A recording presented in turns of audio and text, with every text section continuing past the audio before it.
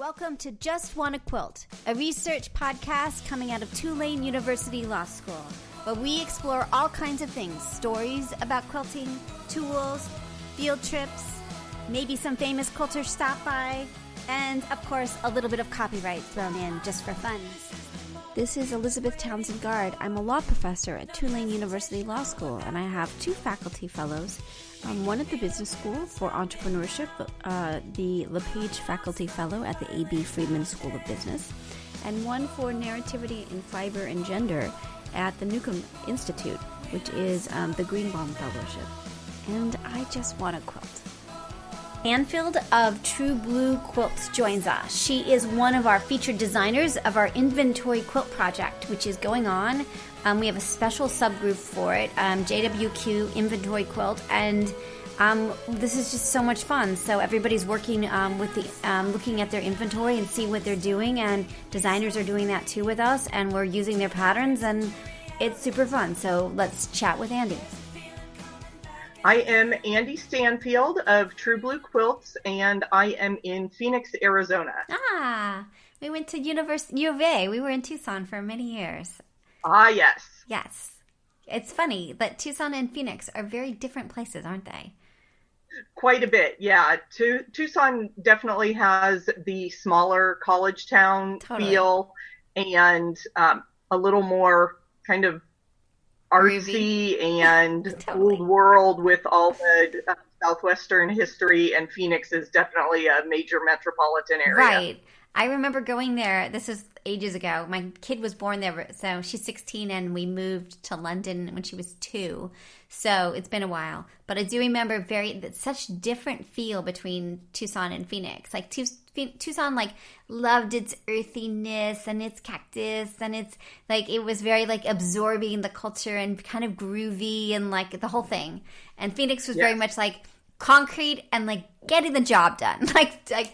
Don't mess with us. We don't have time for your stupid cactus. It was very funny. It was oh wow, I'm back into because I was a California kid, so the whole Tucson thing was sort of weird to me too. They're the roving javelinas and all this ridiculousness of the Tucson embraces. And then Phoenix is just much more like a regular city. Yes.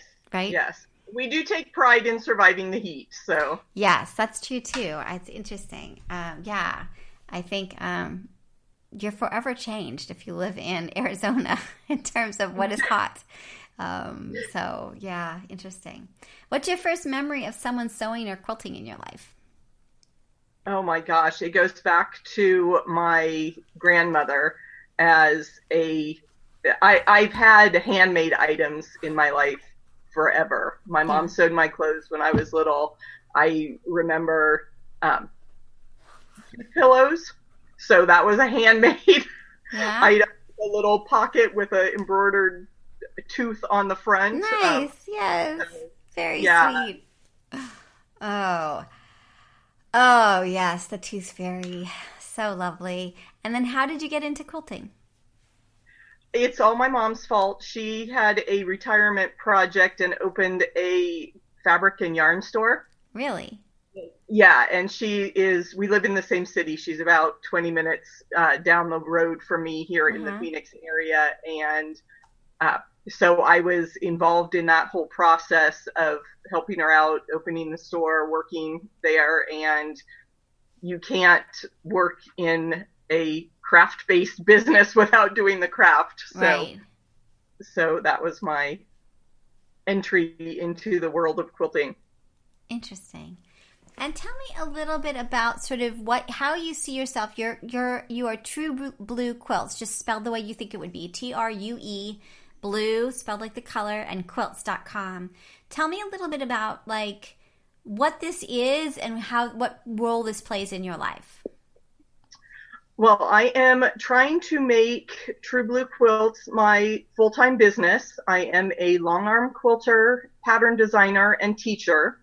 So just a few years after I learned to quilt, I wanted to be able to finish my own projects. And I had met some other long arm quilters here in the area, and they mentored me, and I started quilting for hire as well as my own projects. And so that's a major part of the business. Yeah, let me ask you a couple questions.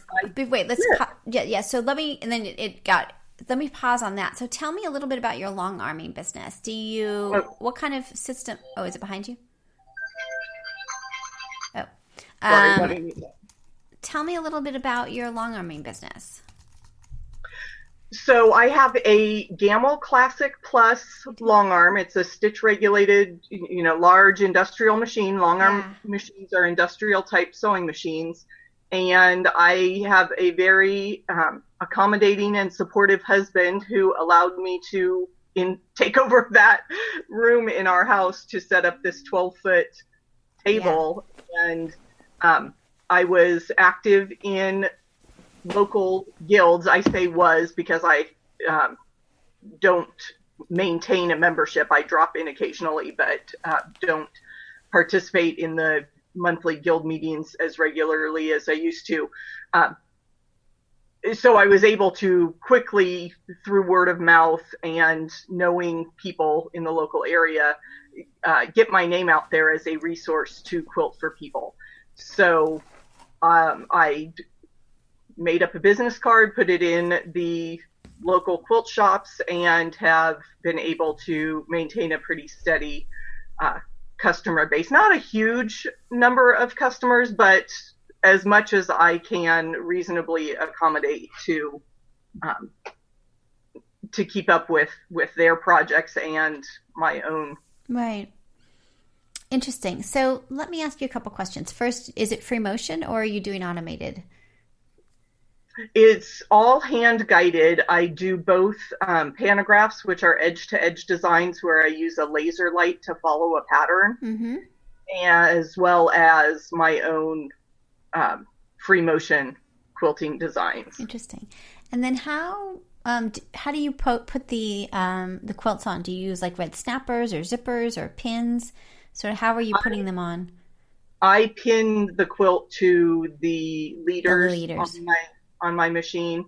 I've seen the red snapper brand name stuff, but I've gotten used to the pinning, and it really doesn't take me that long. I just continued with that method. Interesting. And then, so here's another. So how long did you do it before you had clients? Like, how did you feel like you got good at it quickly, or did you feel like it took a long time to practice?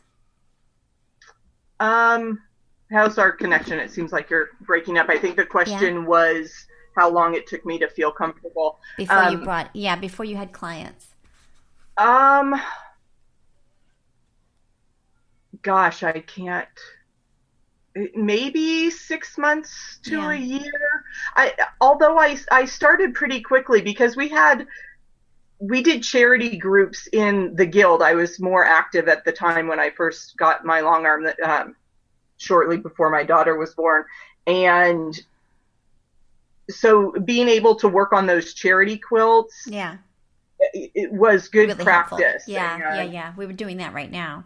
It's funny. I feel like we have both automation and we can do free motion, but we also have automation. And I feel like with my free motion, it's still like I worked really hard at it and it's still not where I want it to be. And I don't know why. And I don't know how to get better. Do you know? I always recommend to people to sketch and doodle. Feathers took me a long, long time, and I had to take a couple classes before I really felt comfortable. I also have besides just sketching, I have a whiteboard, and using the bigger markers and trying to fill the space on the whiteboard, I found was a pretty good way to build that muscle memory and get your mind thinking about the way you stitch. So what I've noticed is I did that classes also. Okay, sorry, go ahead. Also what? Did you say? I'm sorry, I think I started. I was talking about the whiteboard. Yeah, the whiteboard. Right. That sounds like great. So here's what I think is happening. I think my left hand and my right hand are in conflict. I think that one wants to go one way. That's interesting. Yes. So it gets a little bit jerky as I'm turning a corner. And so I can't figure out if my handwriting sucks. So I don't know if it's because I'm just terrible at handwriting or drawing, or if it's that I do think that my left hand listens to my brain more than my right hand. So I don't know. I think I'm very confused. Is it just natural to you? Are you focused on your right hand mostly? What role are your hands playing in moving the machine? No, you don't even like it. No, that's very interesting. And I have watched a lot of Natalia Bonner's videos, and she quilts with one hand. Yeah. So that was my immediate thought when you said that. Yeah, is that maybe I should try just one hand? Yeah. I typically have both hands on the handles. Yeah. But my right hand is dominant, and that's the free motion switch. On and off is on my right side. So you're really comfortable. Yeah, that makes sense. And I've never had I don't have a dominant side, and so that, although I write with my right hand, and I think I think I'm just overcomplicated it. But it's only when I do those curves, and it's a curve in a certain way where it gets a little bit jaggedy, and it really upsets me. Like, it really ruins my day. So, yeah, I would definitely try just using one hand. Right. Put one behind my back and one. See which one wins. I don't know. It's so ridiculous. Yeah, joystick. The joystick model, not the two hands on the wheel. Exactly. But I realized that because I was like, wait a second. Like, who's in charge here? It feels like there's my brain and two arms that don't want to be talking to each other. So I don't know. So anyway. Yeah, that can be frustrating. Yeah. Do you feel like the other thing I'm noticing with the free motion is that I'm better when I'm better rested.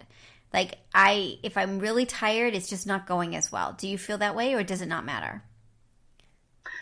Yes, I definitely do better if I can quilt in the morning. I'm a morning person. I get up early. I like to do big tasks first thing. So yes, I will quilt early in the day, and then it's very hard for me if I've been out and about during the day and then have to come home and try to get in the groove. Yeah, I've really switched. I used to quilt like after the day, like at 10 o'clock or midnight, where I'm like, I should be in bed, but I'm quilting.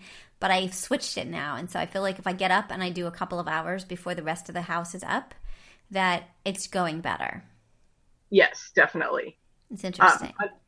Unfortunately, my daughter's bedroom is sandwiched right between my sewing room and the room I have the long arm in. So yes, I know, it's true. Yeah.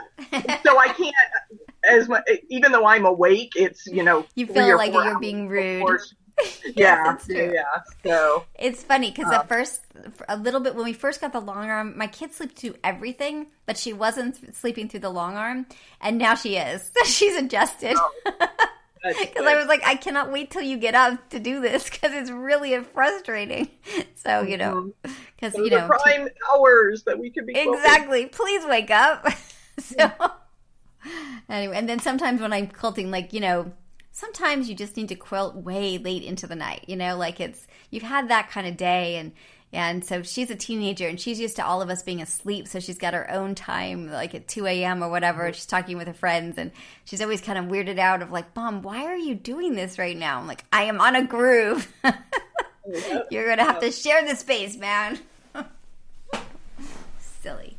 All right, so tell me more about, you're one of our featured designers this February, and we're so excited about this. So tell me a little bit about which, let me see if I can get back to your, I was at your YouTube channel. So tell me about the pattern we're doing with you. I drafted the angel wings pattern after I saw a knitted baby blanket that had that kind of subtle angel motif on it. And I said, hey, I can do that with kind of the pixelated, whether you use 2.5, 3-inch squares, you can make it any size square. And then and you put the baby in the middle. So like the little wings, and then you put your baby in the middle. Exactly. Take like newborn photos and stuff. Yeah. So, and then if I make that version of the pattern for someone, I put something more fun and neutral on the back. Oh, very sweet. Yeah. So you don't have to just leave it for the one photo opportunity. Right. I definitely want quilts to be used.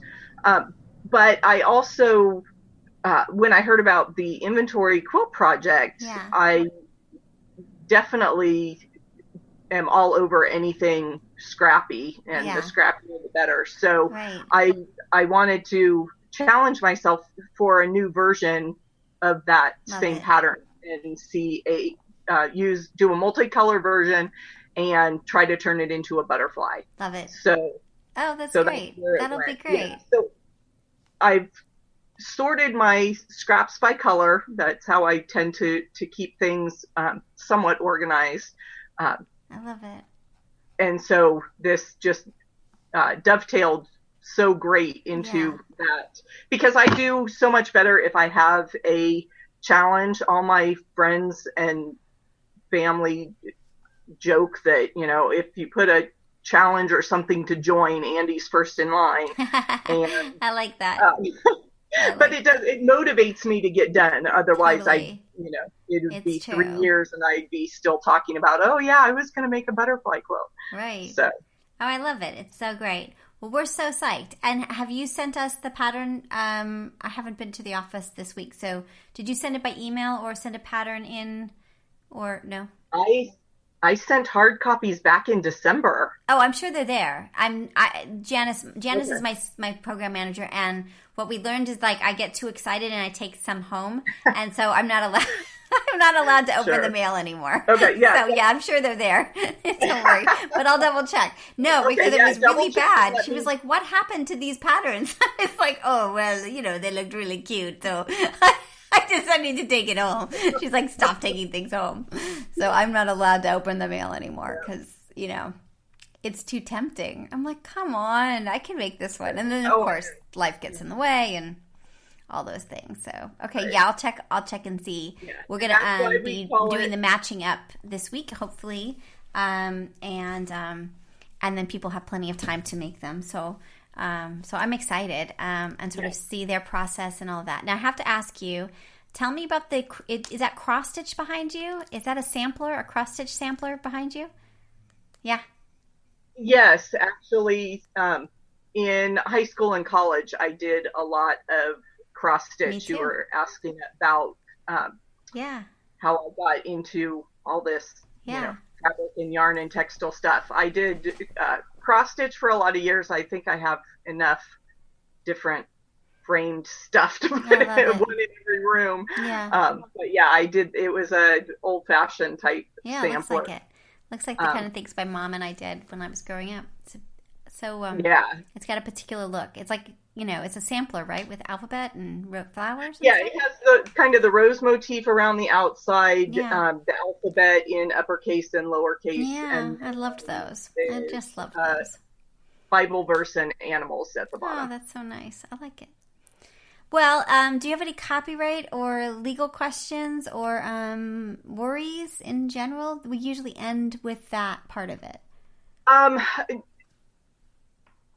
I'm sure you talk about this a lot. It's kind of what drew me into the JustWannaQuilt community from the beginning, with the idea of using things that are in the public domain, because they're, standard block. Totally easy. Right. Are there. I mean, you can see my banner here. Right. Is all classic stuff. Right.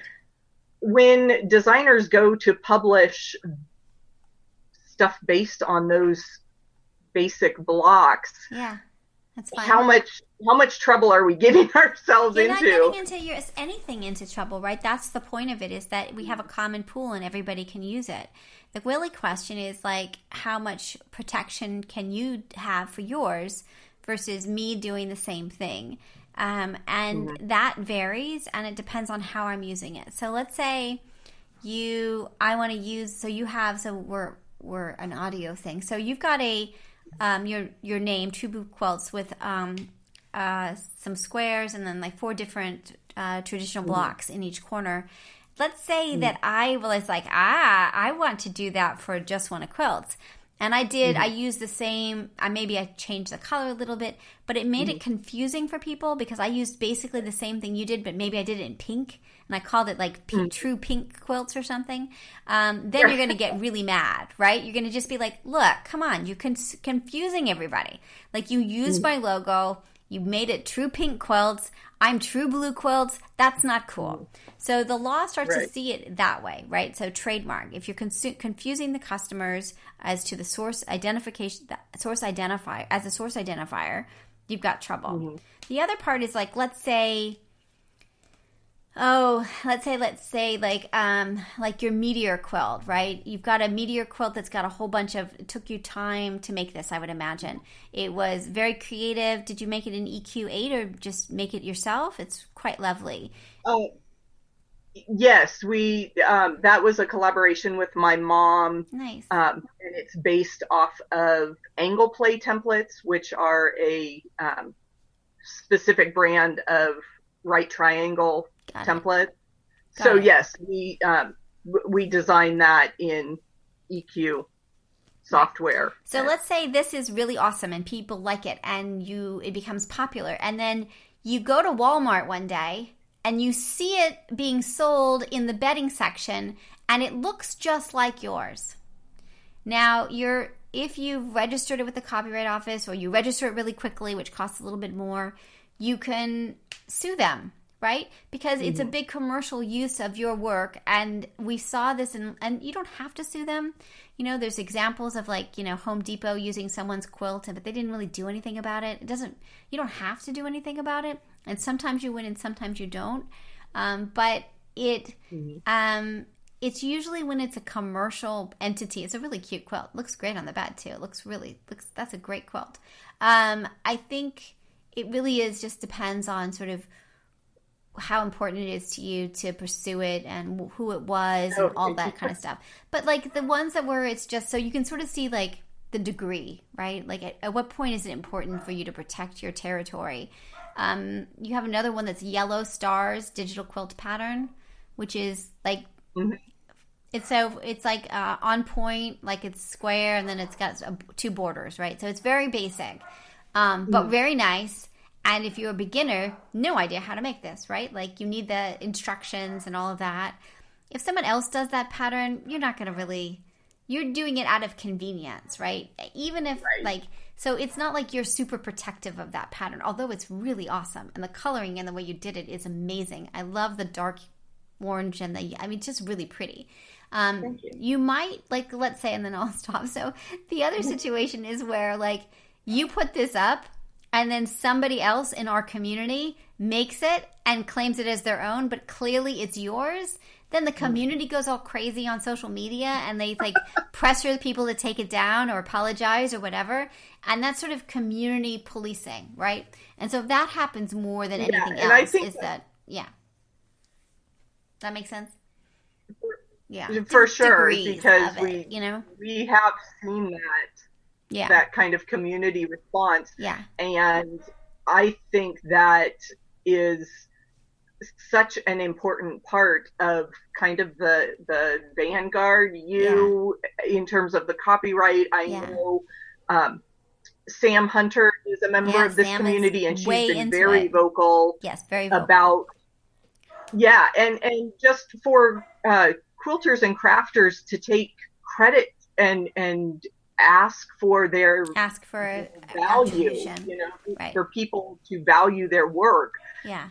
Because, this is a business, and we need to treat ourselves in a business-like manner. So I totally agree. On the flip side of it, a lot of the stuff that we do is for convenience, not because, you know what I mean? Like most of the pattern makers are really focused on beginners. Because beginners, like when I see the quilt that I'm way into right now, the Yellow Suns digital quilt pattern is just insanely cute. I really do like your stuff. I think, I can make that. Like you look at it and you're like, okay, I know how to make that. Right now, I may buy your pattern because I want to make it the way you made it, or it's more convenient so I don't have to deal with the math. But a beginner doesn't know how to do that. And so most of the pattern makers, unless you're doing intermediate or advanced work, are really, it's convenience, right? It's teaching. It's you're not super protective that nobody else makes that block, because you weren't the first one to make it, right? Like you just did it in a really interesting way. And again, sort of the selection, arrangement, coordination is, you've got a copyright on it. It's just not, I badgered you didn't register it with the copyright office, and you're not like aggressively policing it. Like there's just not a lot, and there's no reason to, like the economics doesn't make sense. So that's right. Definitely so here's another educational opportunity. Yes. For me and the rest of the audience. Of course. How much protection do I have just by saying, hey, I copyright this because I put it out into the world in the year 2020? So copyright happens automatically. You don't have to do anything. Versus registering. That's a really good question. And that's kind of my, one of my soapboxes. So first, when you create something, it automatically has protection, so you don't have to do anything. Then when you put notice on it, it alerts the world that you care about it. So copyright with your name and the date. And then if you register the work with the Copyright Office, you're really telling the world, this is something that really matters to me, right? Because then you can go to court, you can have statutory damages potentially, which is up to $150,000 for infringement. You can have attorney's fees. So if you're really serious, now the thing that I really like about, you can do it a number of ways. So one of the things you could do is you could take all of your patterns and put them into a book and then register the book, right? That's one way to think about it. You don't have to register each individual one. You could also take them before you have published them, and take up to 10 of them and register them as unpublished works. And you don't have to register them again as published works, and you can do 10 for the price of one, basically. So that is what we're really encouraging people to do. The other thing we're really encouraging people to do, we haven't thought about, we're thinking about this, is again, you can't do it just to, the Copyright Office has this explicit thing. You can't just make it into a book so that you can register it. You have to actually be selling the book. But we've gotten really good at self-publishing right now. And so one of the things we're thinking about is ways for, as part of our kind of educational component, that you could take all of your patterns and put them into a book, right? And that would be super great. And then you could sell the book, which is, you can charge more for, and you can do that through self-publishing. And we potentially could help people do that, and then also have them out on our website, on your website. And so it really is a way to think about how do you, because I think it is easier to protect a book, right? That if someone infringes a book and infringes your pattern in a book, it's easier than just one pattern, right? There's something about it that is like... Right, the one little... Yeah. And I think my copyright hat says we should be doing that more. We should have, the True Boot Quilt book. And we should have people creating these really interesting... because we're going to lose a lot of what we're doing right now to technology, because you're never going to have it out. If it's in a book form, it might survive, but if it's just digital, it won't. So I think that's my preservation historian hat, my copyright hat, of sort of thinking through all that. But we haven't quite gotten there. But we are thinking about that as having people being able to submit and become authors with us, and then that way you could sell it. You would be an author that you could sell your own book on your website, but also we would help you with the self-publishing, that you'd be under our publishing arm. Sure. So. Yeah. And I have, as I said, my mom and I collaborated. So some of my patterns have been pulled from my two self-publishing efforts. Right. And tell me a little bit about those self-publishing efforts. How did you find the experience? The process, I thought, was actually pretty easy. Right? Craziness. Well, in terms of the actual, just, I've written, how many dozens of hundreds of Word documents. Right. Convert it to a PDF and upload it to the, it was CreateSpace, now KDP. Right. The Amazon Self-Publishing Center. Yeah. And of course, there's a learning curve of yeah. Exactly. quality of photos and that kind of stuff. But I really think it's learnable. I totally agree. And then you take that book. Vast majority of the. Mm-hmm. What, say again?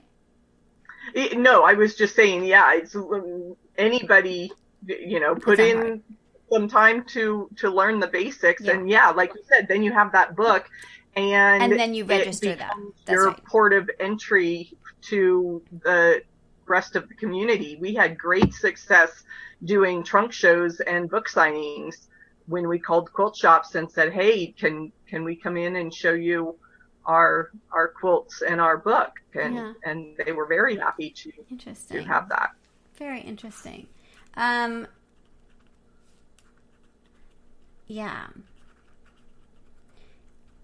so I think that is, if you're thinking about, I think the self-publishing and then the registration at the Copyright Office makes a lot of sense to me. Because, again, you get more bang for your buck. You could have all of your patterns in there, or some of them, or whatever ones you care about. And it's just something to do. And you can do different volumes, right? You can do volume 1, volume 2, volume 3. And then people start to get a sense of it. I actually, this is, 10, 12 years ago, at kind of the height of the quilting blog world, a lady I followed, every year she would print her blog into a book format. Very interesting. So she has that physical exactly keepsake of her digital memories. Right. So interesting, right? It's great, Well, I think this is so great. I'm so glad you're here, and I will check on I'm so funny. Like the level of chaos is so high at this point that yes, I will go to the office and I will double check to make sure your pattern is there, or I'll message Janice. Janice is our senior program manager, and she really does keep everything working because I am not the best about that part. So yes, she's got a lot of Excel spreadsheets of keeping me organized, which just makes me laugh really hard. So I'm so psyched. Okay, so we're going to be posting this. Very easy. What? I was going to say, I have the hard copies. I also have the digital version. Fabulous. So if for some reason it didn't show up. Okay, cool. Yeah. Well, I'm going to be lightly editing this this weekend and hopefully get it up next week because you're part of our February. You're part of our February designers. I'm so psyched. This is good. This is so great. I'm so glad you came and chatted with us, and we chatted about lots of good stuff. Anything else before we end? Yes, I just wanted to let everyone know that I will be continuing to share progress videos on my YouTube channel. Awesome. So be sure to look for the butterfly Quilts on YouTube. Oh, fabulous. I can't wait. So this is so great. And your YouTube channel is also True Blue Quilts. Your website is True Blue Quilts. And this has just been delightful. I thank you so much for spending time. And I do know that we had to reschedule, and I appreciate everything. Oh, it's great. Yeah, no, this has been great. You've started building a wonderful community. I'm happy to be a part of it. I'm really excited. I'm really excited about the design. I think really having the conversation about the designers and thinking about your patterns, I think is really the next step of what we needed to be doing. And I'm really excited that you're being willing to be part of that. And so interesting. I love it. I can't wait to see the angel wings turning into a butterfly. It'll be really cool. I love it. Awesome. Right. Thank you. All right. And you're cool with us posting as is? That you didn't say anything naughty or scandalous? You okay? Do you need to review it before I post? No. Okay, Go ahead. I have to legally ask you. All right. Hold on. Don't hang up. All right. So you've been listening to JustWannaQuilt, a research podcast coming out of Tulane University Law School. And I'm Elizabeth Townsend Gard. If you like this podcast, keep listening. Also, we have a Facebook group. Come join us. We talk about a lot of things. We also have an Instagram account. And of course, most importantly, I really hope you get a chance to quilt today.